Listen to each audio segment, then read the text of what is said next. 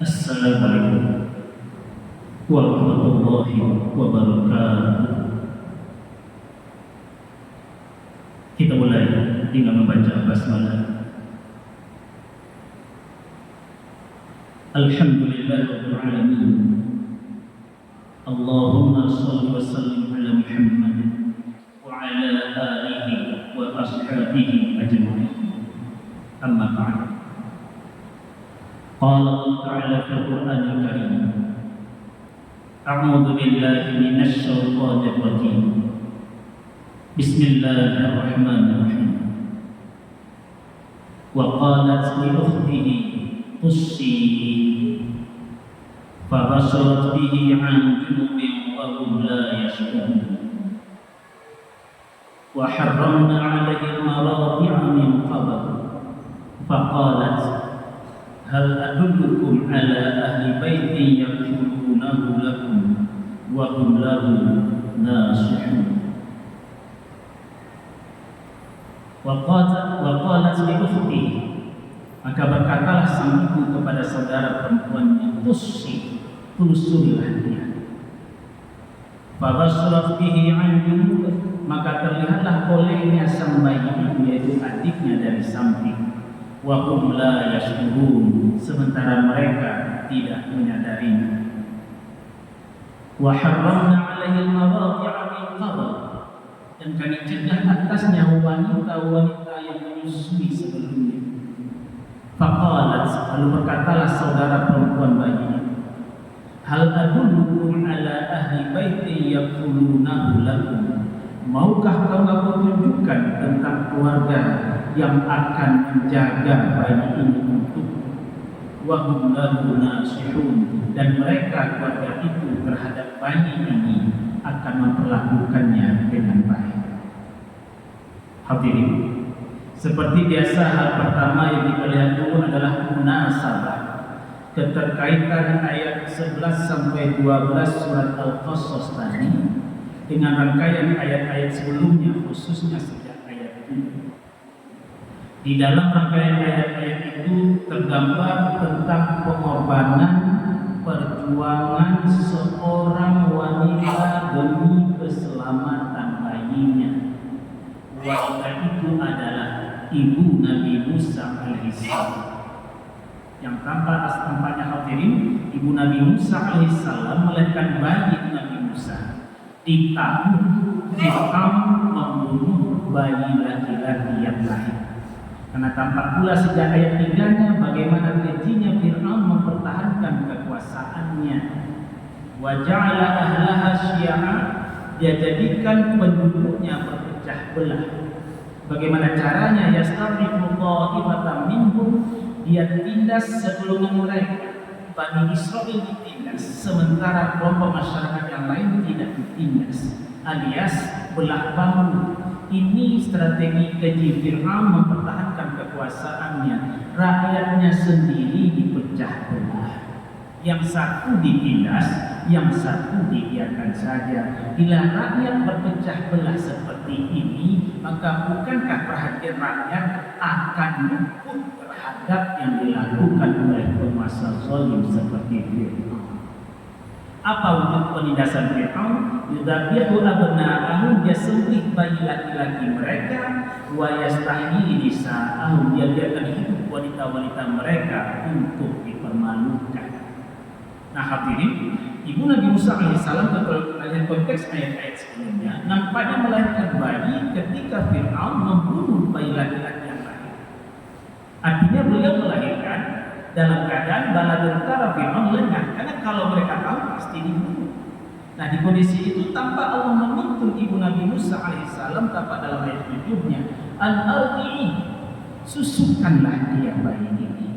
Ini Allah tuntun ibu Nabi Musa alaihissalam, susukan kata firman Allah di bagian pertama untuk kita.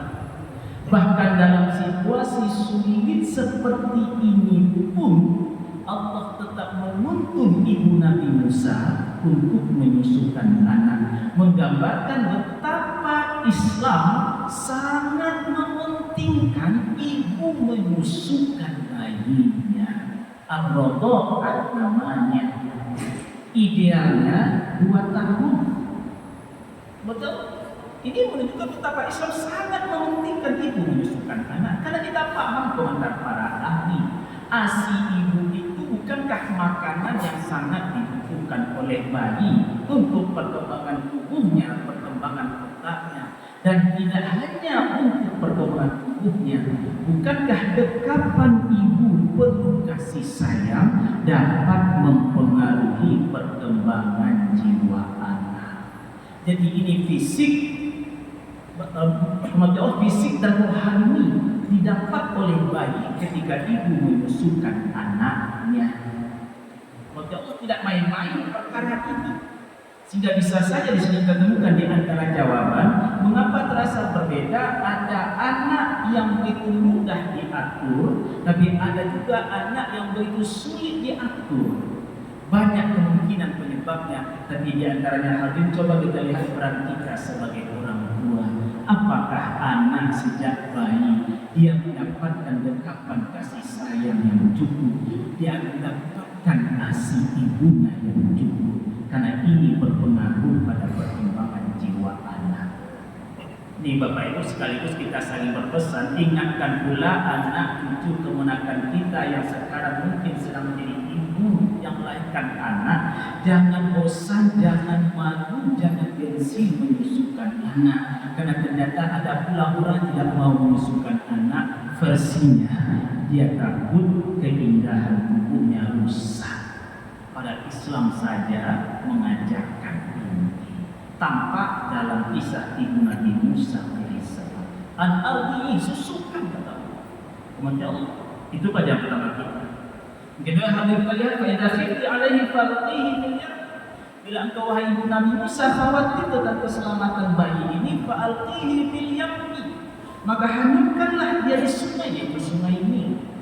Al-Yammi, hormat Allah. Sungai ini digambarkan oleh ayat dengan ungkapan al-yammi. Pada al-yammi ini makna bahasanya samudera. Samudera itu luas. Pemilihan kosakata menunjukkan betapa sungai itu sangat besar. Yaitu sungai Nil. Kalau tidak salah ini sungai terpanjang. Diperkirakan panjangnya 6.700 km, melewati banyak negara. Ibu mana yang sanggup melakukan ini? Anak yang sedang erat-eratnya kuat-kuatnya menyusup pada ibu, tapi demi keselamatan anak, ibu dituntut oleh Allah hanyutkan di sungai ini yang begitu besar digambarkan dengan al-yammi. Ibu mana yang sanggup melakukan ini? Entah kapan akan bersua anak di sungai terpanjang ini. Andai kata bersua, entah hidup, entah pula tidak. Ibu mana yang sanggup melakukan ini? Tapi kita lihat ibu Nabi Musa alaihissalam demi keselamatan anak, beliau rela melakukan ini. Apalagi ini tuntunan dari Allah.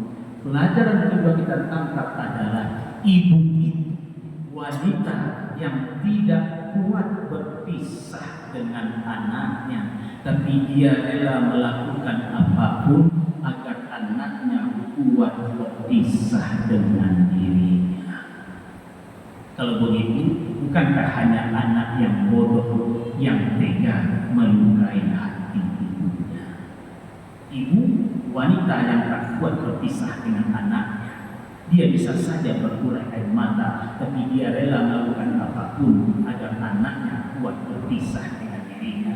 Kalau begitu wahai nak, jangan engkau campakkan cinta ibu yang telah terbukti hanya karena melihat cinta wanita lain yang belum tentu terbukti. Jangan jadi anak yang bodoh, wahai anak.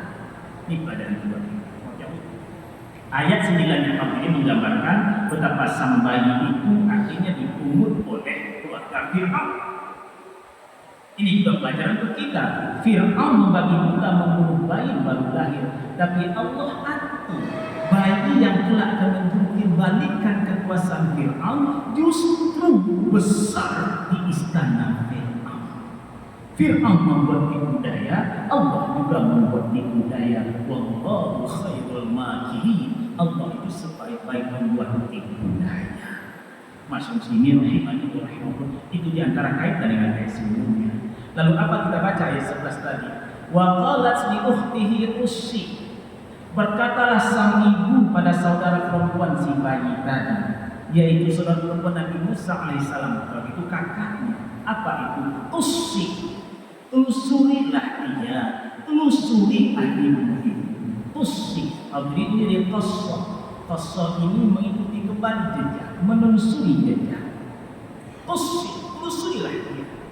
Fabasurat bihi an junubin wa hum la yashkurun. Maka terlihatlah oleh saudara perempuan Nabi Musa ini. Siapa terlihat? Adiknya, bayinya Nabi Musa alaihissalam, an junub, dan samping wa hum la yashkurun. Sementara mereka Fir'aun, bala tentaranya, keluarga istananya tidak menyadari ada saudara perempuan yang Nabi Musa yang melihat bagaimana adiknya diselamatkan dari samping, bukan berhadap-hadapan.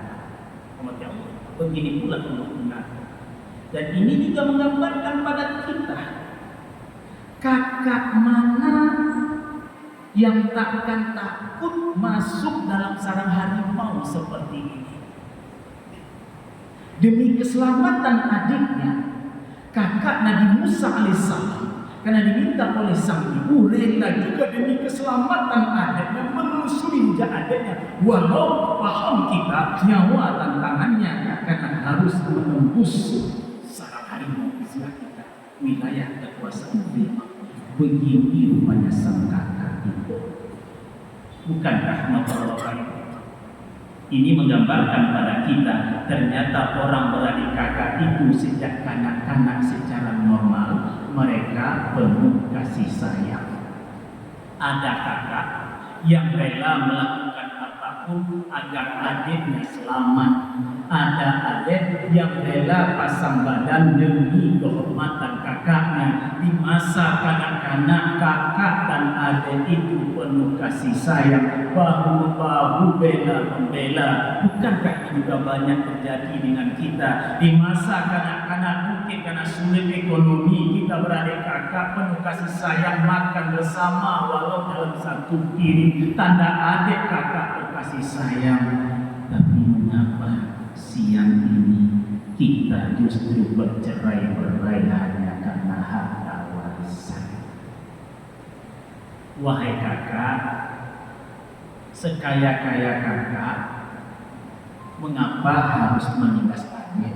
Lupakah kakak di masa kanak-kanak kakak dan adik itu berkasih sayang? Wahai adik, setinggi-tinggi sekolah adik, setinggi-tinggi jabatan adik, mengapa adik tega-teganya melukai hati kakak hanya karena urusan hak adik? Lupakah adik bahkan ada kakak yang rela untuk sekolah agar adiknya bisa sekolah? Kalau urusan rujuk kembali aturan Allah dan Rasulnya, mengapa dirujuk khususnya dalam masalah waris? Karena bukankah kita dibesarkan oleh ayat ini dengan penuh kasih sayang?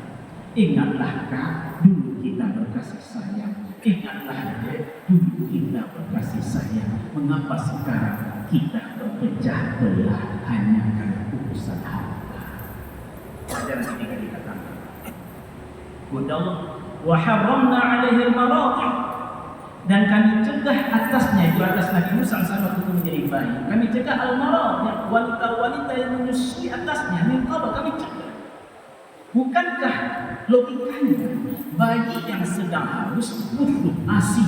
Bila ada wanita yang mau menyusukan, logikanya bayi harusnya mau disusukan. Tapi Allah atur bayi yang kita kenal dengan nama Nabi Musa alaihissalam ternyata diatur oleh Allah tidak mau menyusu pada wanita manapun.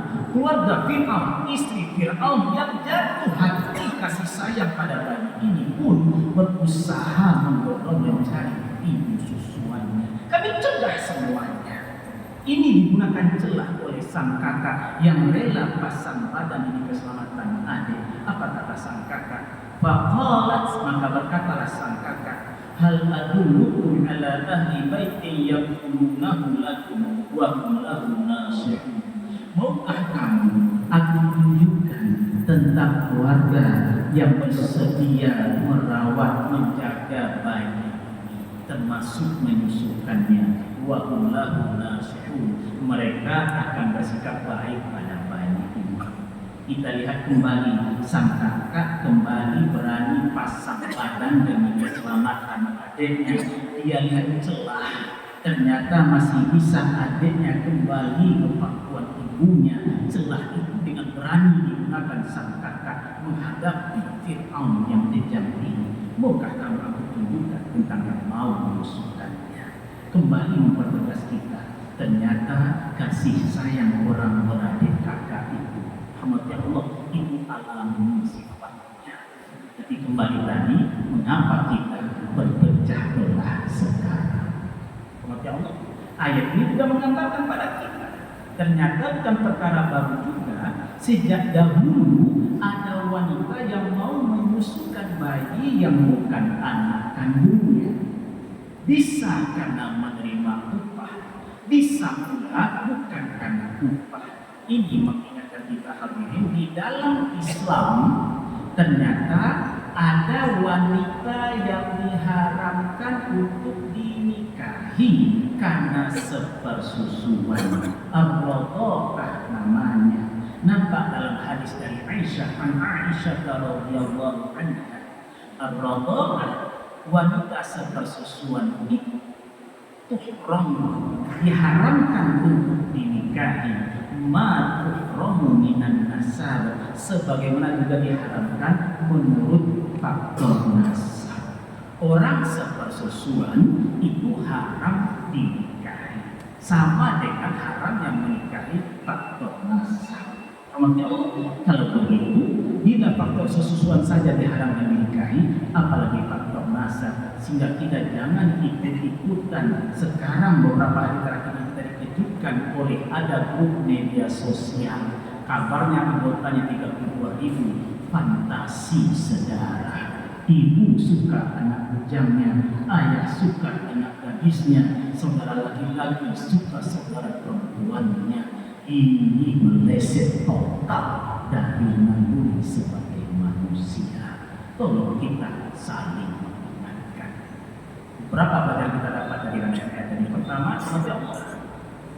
hanya ibu wanita yang kuat, wanita yang kuat berpisah dengan anaknya, tapi dia rela melakukan apapun agar anaknya kuat berpisah dengan dirinya. Kalau itu hanya anak yang bodoh, mencampakkan cinta ibu yang telah terbukti hanya karena cinta wanita lain yang belum terbukti.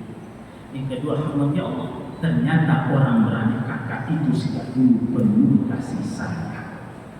Ibarat kata orang tua kita, usul-usul wayang. Boleh usul, mungkin usul, tapi tetaplah setelah itu bertahun. Dulu kita berkasih sayang, mengapa sekarang kita berpecah belah hanya soal harta? Rujuk kembali Al-Quran dan Sunnah untuk menyelesaikannya. Dan poin ketiga, ada yang haram dinikahi karena faktor sesusuan. Bagaimana selanjutnya? Semoga Allah izinkan kita melanjutkan perbincangannya. Astagfirullahaladzim.